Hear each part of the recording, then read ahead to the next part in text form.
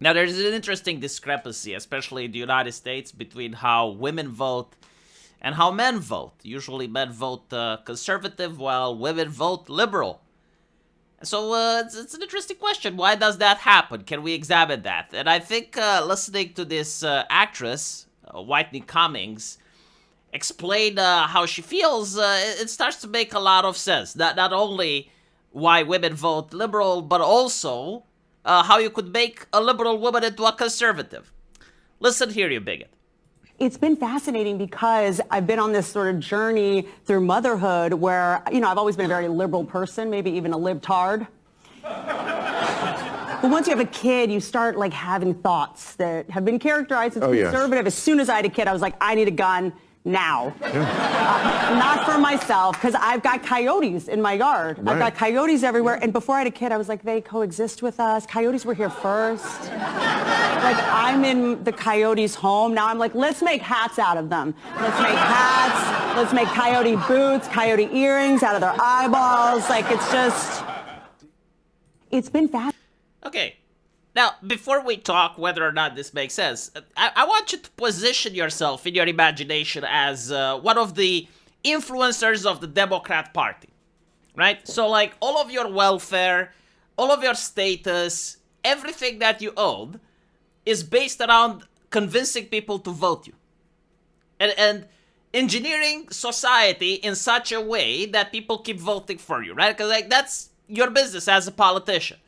Or if you're a CEO who benefits from Democrat policies and you want to maintain them in power, right? Like, you will use all of your money and all of your wealth in order to convince people to vote Democrat. And you also have think tanks and teams of scientists and social experts that understand demographics, that understand polling, and they give you the raw data, not the stuff that's available for the public, but like the things that you actually pay for. And so if you come to the understanding that single women are more likely to vote liberal and married women are more likely to vote conservative, what are some of the policies that you'll see enacted? What are some of the ideologies that these people are going to finance? What are some of the opinions that these people are going to push on the public? Or they will ask social media to tinker their algorithms so that the correct opinions get to be pushed and the wrong opinions get to be suppressed. Like, once you understand this, like, once you get the fact that if women who are single are more likely to vote liberal and women who are married are more likely to vote conservative, then it makes a lot of sense that the people who benefit from the left-wing vote are going to do everything in their soft power to make more single women, right? Or to maintain the single woman status. And so it makes a lot of sense, in my opinion, on why this is. Because if you manage to spread left-wing ideology from right-wing ideology, like, what is the main difference? Well, in left-wing ideology, the government is the daddy. The government is the father. The father takes away wealth from hardworking people through taxation and gives the wealth through redistribution to other people, right? So, like, for instance, if you're a single woman in a city, if the government is the daddy, the moment you have a problem, 911 emergency, how may I help you, right? And the government immediately sends people to defend you.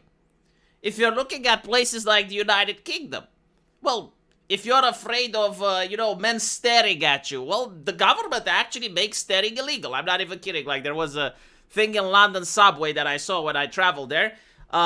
They basically said that if you stare for too long, it can be considered sexual abuse. By staring. I don't think like in any other country on earth do they have this type of interesting policy. But catcalling, wolf whistling, like entire legislations to protect women. Because here's the thing, like if a woman doesn't feel herself protected, what does she do? She gets married, right? Like this is the right-wing thing now. Like when you get married, who's going to defend the family unit? The man, of course, right? Like if you're on the street with your lady and all of a sudden a vicious dog comes out like, bah, bah, bah, bah, bah, bah. Are you going to hide behind your woman? You're going to push her in front of the dog and you're going to run? Like, no, that's not the... It's not that it's not the manly or the societal expected thing to do, but it's like in that heat of the moment, any normal guy will feel an instinct. And the instinct is to take his girlfriend, push her aside, and position himself between the vicious animal and his family. Like, that's what just men are hardwired to do on an instinct level, right? And so, in a society where the government isn't the daddy, where you don't have a lot of welfare, where you don't have a lot of protections and safety nets, well, women are going to seek strong men in order to protect them, right? Like, it's just normal. And so, when a woman has a child, in the case of this actress Whitney, what she is saying is that she doesn't feel that the government is sufficient anymore. She doesn't view that the government can protect her child, and so she now wants to own a gun. She now doesn't care about the animals or the environment because she cares about her child more. And this is also something interesting that I've noticed, like a lot of people blame pornography for the failure in birth rates. But I'm also interested if we can't blame the pet industry. The pet industry, it's something laughable. No one wants to talk about it, but think about it like this, right? A lot of people infantilize their pets. They infantilize their cats. They infantilize their dogs. In this case, this lady infantilized the coyotes.